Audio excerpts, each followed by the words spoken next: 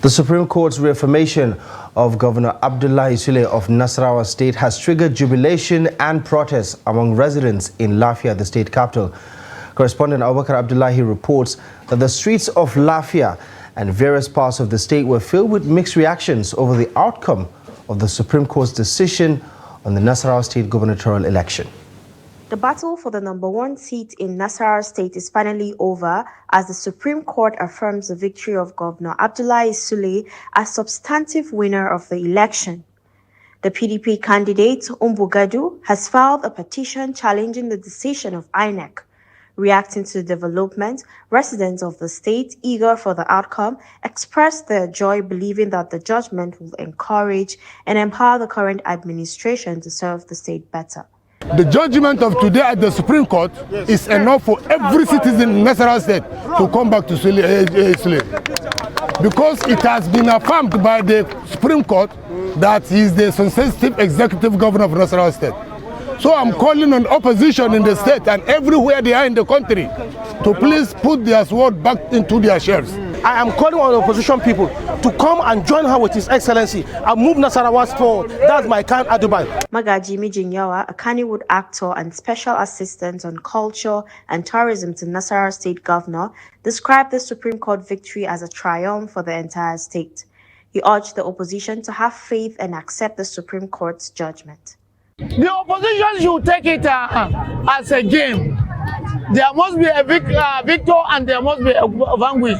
But they should take it in faith that this thing has come and it has passed and they should wait for their own turn. However, in apparent dissatisfaction with the Supreme Court's judgment, some members of the opposition People's Democratic Party staged a protest in front of the state party secretariat along Jos Road in Lafia. Despite this, Trust TV observed that residents continued their normal activities without hindrance, with security personnel deployed strategically across the state. Well, a little earlier, Sagir Ibrahim spoke to Daily Trust reporter in Nasarawa State, Umar Muhammad, who gave an update on developments. At the moment, the security agency, including the Nigeria Police, the Nigeria Army, and Nigeria Air Force, including other security agencies, are on ground to control, to prevent the breakdown of law and order. Well, immediately after the Supreme Court affirmed the election of Governor Abdullahi Sule, the women, the PDP women, were actually assembled at early hour of this morning at the PDP Secretariat. So when they now got the information, so they all trooped to the federal highway along Jos Road, showing all manners of weapons, and immediately the security operatives that were on ground were moved to the area to prevent them to avoid any further escalation. So the situation, as I speak to you now, is being controlled by the security agency, and the business owners and other shop owners have also closed their shops because they have, for the fear of being attacked, and the Okada riders and the people are also moving peacefully without any issue. This is the situation on ground for now.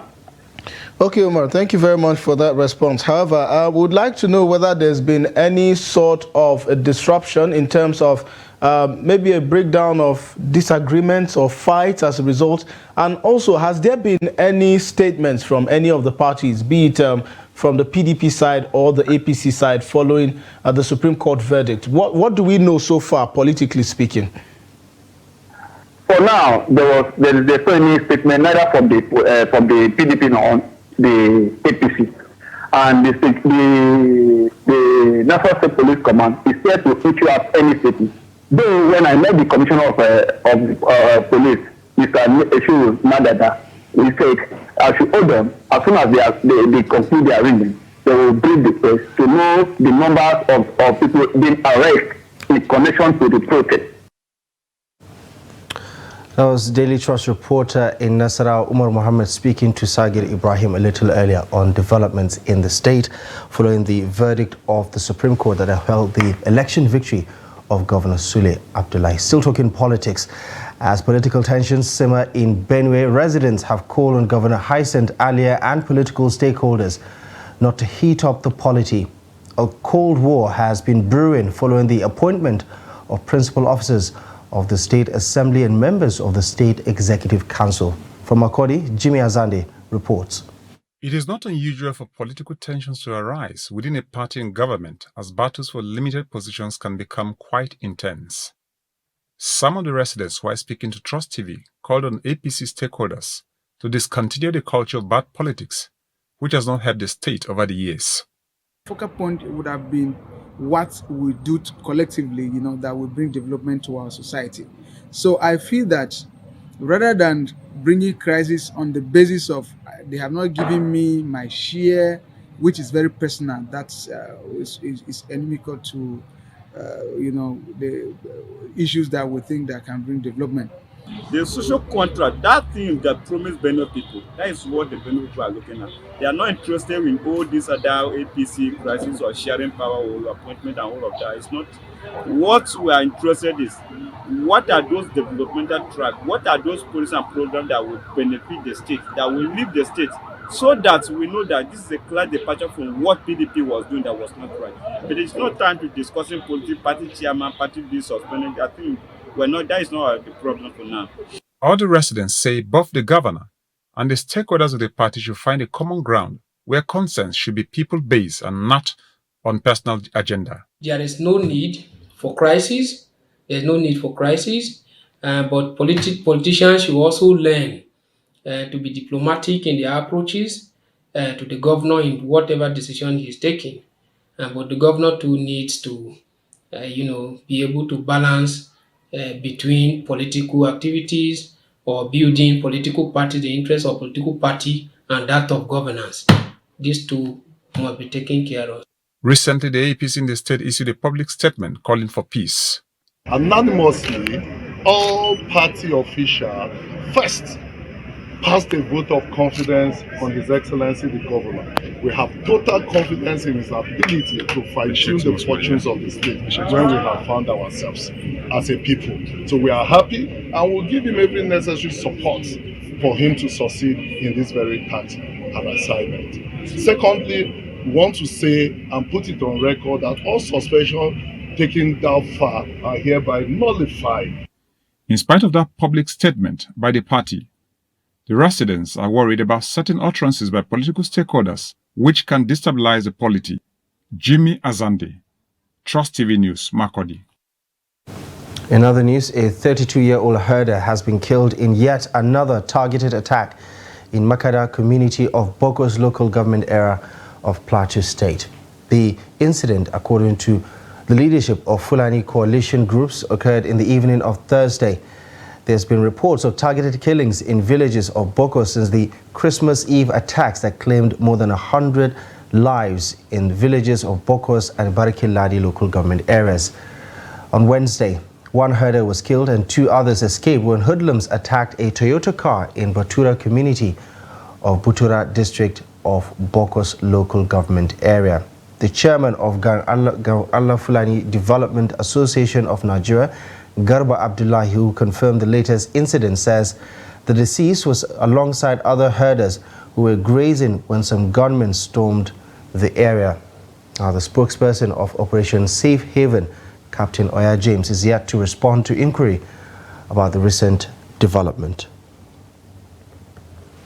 Elsewhere, 3 persons have been abducted from the Nigerian Army Post-Service Housing Scheme estate in Kurudu in Abuja, the latest in the kidnapping scourge that has hit the area. The Director of Army Public Relations, Brigadier General Onyema Nwachukwu, confirmed the development in the estate, which happened at around 9 p.m. on Thursday. According to residents of the estate, gunmen fired gunshots before escaping with their victims. However, Brigadier General Nwachukwu says the troops have responded to a distress call from the estate and are were responsible for an ongoing search and rescue operation. Kurudu is one of the communities on the borders with the FCT, between the FCT and Nasarawa State, and is located in the Abuja Municipal Area Council. Still staying with developments in the Federal Capital, the Federal Capital Territory Police Command has confirmed the arrest of one Chinaza Philip, identified as a notorious kidnapper in Abuja. Daily Trust has reported how Philip was nabbed in Kaduna while on his way to Kano State alongside his accomplices and a victim on Thursday. There was a heated gunfire exchange between the kidnapper, his men and the Nigerian police official operatives, leading to the rescue of Shegun Akiyemi, an Abuja resident who was kidnapped just as he was driving out of his house on Wednesday. The kidnappers were taking the victim from Abuja to Kano State when the police swooped in. According to the police public relations officer in Kaduna, ASP Mansur Hassan. Hassan also says that following a distress call, security operatives attached to KAO Divisional Headquarters in Kaduna launched a manhunt. Earlier on Friday, FCT Minister Nyesom Wike had announced the arrest of some informants working with kidnapping syndicates. An Upper Sharia court sitting in Feeling Hockey in Kano has commenced hearing in the suspected murder of Sabiu Ado of Maidile Quarters in Kumbotso local government area of Kano, who was allegedly killed by his wife. Now, the incident happened last year after the couple had a misunderstanding and the wife used a knife to stab her husband to death. Now, the prosecution counsel, Barrister Lamido Soron Inki, presented a witness, Muhammad Yusuf, who was a neighbor to the deceased. Defense counsel Abdul Waziri, however, opposed the integrity of the witness.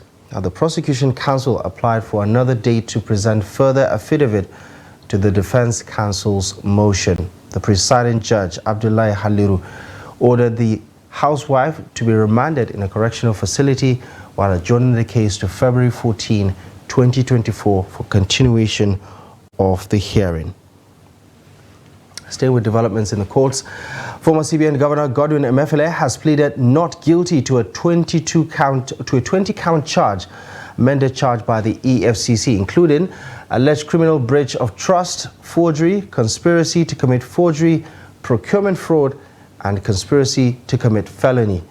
Emefiele, currently on bail, received permission from Justice Hamza Muazu to travel outside of the FCT, but not the country.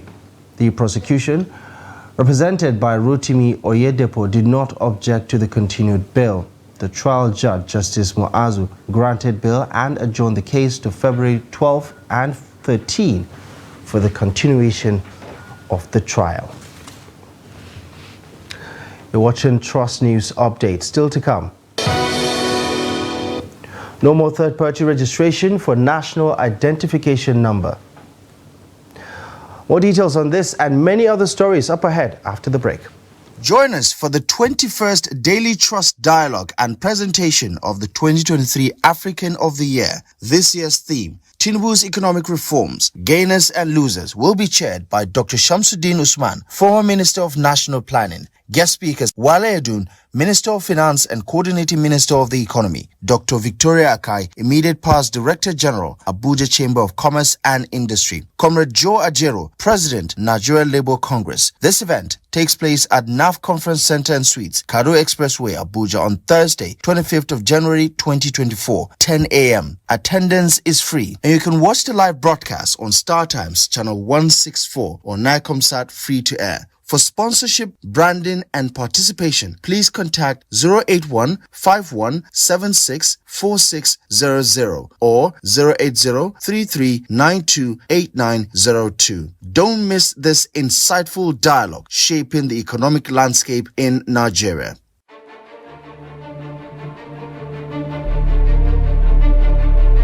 I've been addicted to my phone to the point that even I see food itself, I will not be hungry. I may be eating now, still pressing my phone. In a world dominated by digital connectivity, social media has become an integral part of our lives.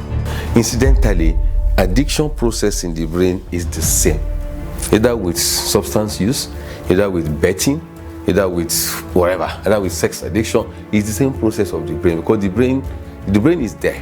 When you feed it with information, and information makes you feel happy, you feel great, it will demand for more. On average, Nigerians spend 3 hours and 42 minutes on social networks every day. However, there are some who cannot control the amount of time they spend on social media. I can't quantify the amount of good it does, I can't quantify the amount of bad it does, but I know social media is a double-edged sword.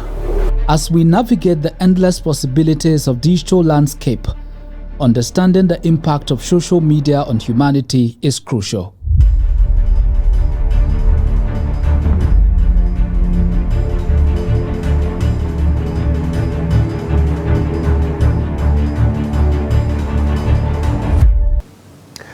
Welcome back to the news, and thank you very much for staying with us. Let's take another look at some of the top stories. Mixed reactions trail Nasarawa Guba verdict. Police nab notorious kidnapper in transit. Now, the Jigawa state government has suspended the coordinator of the J-Care project, along with 27 desk officers, citing alleged misappropriation and contract abuse. Sagir Musa, the Commissioner for Information, Youths and Sports and Culture, disclosed this during a news conference in Duse, the state capital. The suspension followed the State Executive Council's consideration of the Committee of Inquiry report on the NJ Cares Result Area 2 for the MAP project. In addition, the council approved the suspension of the provost, registrars, and bursars of specific health training institutions, directing the relevant authorities to implement the recommendations outlined in the White Paper report on Jigawa State College of Education, Gumel College of Education, Legal and Islamic Studies, Ringim, and the Jigawa State Polytechnic, Duse. The National Identity Management Commission says it is committed to removing all impediments and barriers in the enrollment for a national identification number for Nigerians. Now, according to the NIMC, this commitment includes the amendment in the NIMC Act to ensure it aligns with current digital realities, as Habiba Ajayi reports. The National Identification Number NIN SIM Linkage Initiative was commenced in December 2020, initially drew little attention from Nigerians. However, the situation changed as NIMC collaborated with telecommunication companies to block SIM cards that were not linked. Report reveals that over 10 million lines are yet to be linked, prompting concerns from Nigerians, especially marginalized and vulnerable groups who share diverse views on the challenges faced during the enrollment process. We have so many bandits, we have kidnappers. Right now is one of the challenges we are facing as a country. So if they are actually doing it because of that, why are they not tracking the kidnapper? They use phones to make calls. We can't even track phone calls. Kidnapper will call for ransom and we can't trace them. So what's the essence? But if we've seen cases whereby, okay, they make a phone call and from that call they can trace the kidnapper and they get them. You see, people want to register. So it's easy to say all these things, but we are not saying it. So I will advise them to enforce what they are saying. The staff and the community entirely, or society, lack awareness. They were not properly educated on the issue of people with disability. We know our persons and how to reach them. So that is the challenges, because further times without I think all cannot be done well. So we need to be included in the process. At a stakeholders meeting in Abuja, the Director General of NIMC, Abisola Koka, emphasized the importance of enrollment and promised Nigerians a more inclusive and seamless process that will address their concerns. At NIMC, we frown at all forms of extortion and will ensure anyone found culpable of extorting any potential enrollee is made to fear the full weight of the law.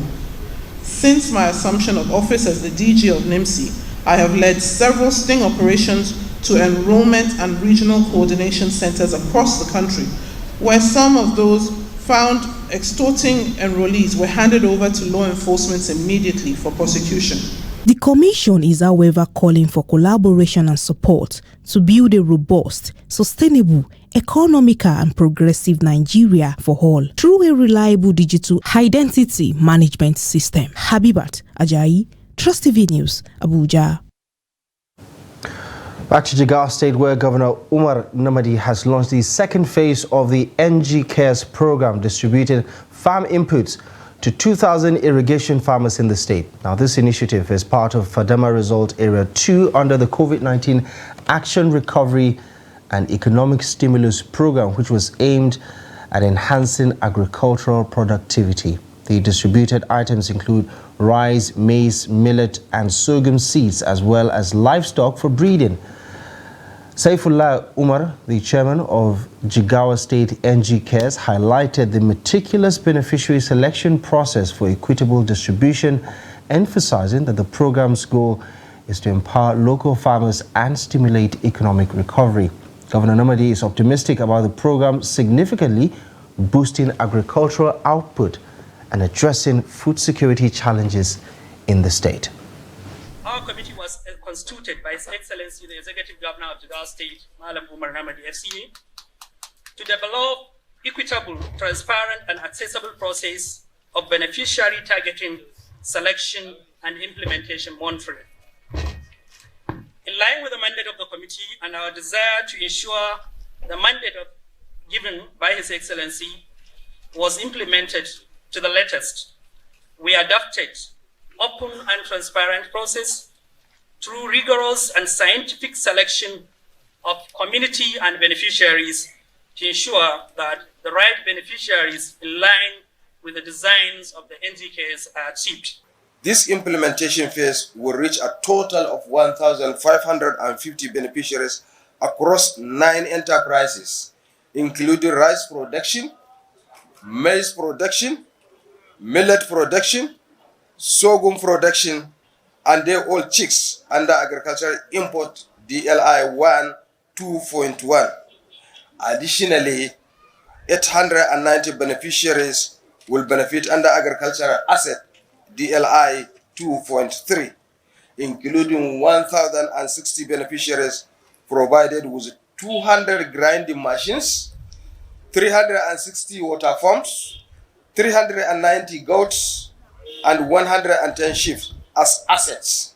The beneficiaries consist of 1,150 males, which is 59%, and 800 females, which is about 41%.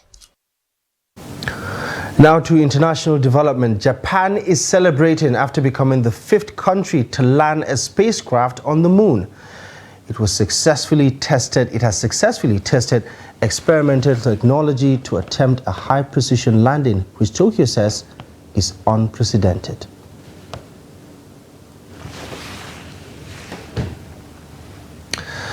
Israeli Prime Minister Benjamin Netanyahu says he has told the United States that he opposes the establishment of a Palestinian state once the conflict in Gaza comes to an end. In a news conference, a defiant Benjamin Netanyahu vowed to press on with the offensive in Gaza until, quote, complete victory, which is the destruction of Hamas and return of the remaining Israeli hostages, adding that it could take many more months. With almost 25,000 Palestinians killed in Gaza, according to the Hamas-run Ministry of Health, and 85% of the Strip's population displaced, Israel is under intense pressure to rein in its offensive and engage in the meaningful talks over a sustainable end to the war. Israel's allies, including the United States, have urged a revival of the long-dormant two-state solution in which a future Palestinian state would sit side by side with an Israeli one. The hope in many circles is that the current crisis could force the warring parties back to diplomacy as the only viable alternative to endless circles of violence. But from Benjamin Netanyahu's comments, his intention appears quite the opposite. Talking sports now, Novak Djokovic celebrated his 100th match at the Australian Open with a dominant victory over Thomas Martin to reach the 4th round. Top seed Djokovic showed the best form of his title defense so far to beat the 30th seed 6-3, 6-3, 7-6, 7-2. It keeps the 36-year-old on course for his 25th Grand Slam title, which will take him clear of the all-time record held by Australian Margaret Court. He will next play France's 35-year-old Adrian Manarino, who beat 21-year-old Shelton in his third 5-set win in a row. Now, Novak Djokovic has won 92 of his 100 matches in Melbourne, Australia, and is now the first man to play 100 matches at all 4 Grand Slams, having played 108 matches at the French Open, 103 at Wimbledon, and 101 matches at the US Open. Well, that's it. You're up to date with the latest news stories at this hour. We'll be back a lot more later at 9 o'clock for more news stories. But for now, follow us across our social media platforms to catch up with more content, and you can take a look at our website, trusttv.com, for the latest news. My name is Abdullahi Ahmed. Thank you for your time.